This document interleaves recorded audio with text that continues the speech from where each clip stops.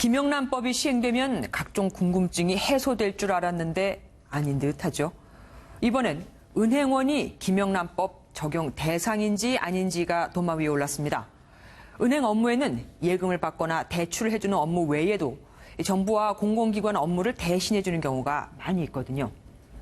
가령 공과금 수납이나 서민 대상 주택자금 대출 같은 업무도 알고 보면 정부나 공공기관의 일을 대신해주는 겁니다.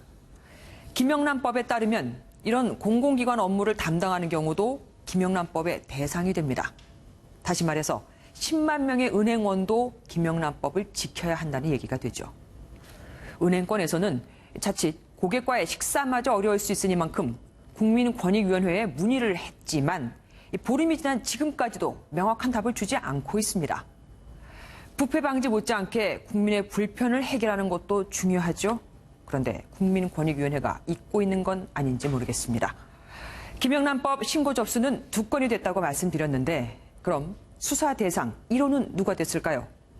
신현희 서울 강남구청장이 그 불명예를 안게 됐습니다. 이수아 기자입니다. 관광버스 앞에서 인사를 나누고 버스를 배웅하는 신현희 강남구청장. 구청이 주관한 노인 초청 문화 행사에 참석한 모습입니다. 같은 날 오후 6시 반쯤 경찰에 해당 행사가 김영란법을 어겼다는 신고가 접수됩니다.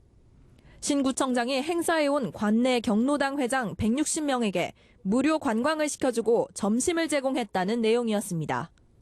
경로당은 구청에서 지원금을 받기 때문에 공공유관기관으로 분류돼 김영란법 적용 대상이라는 주장입니다.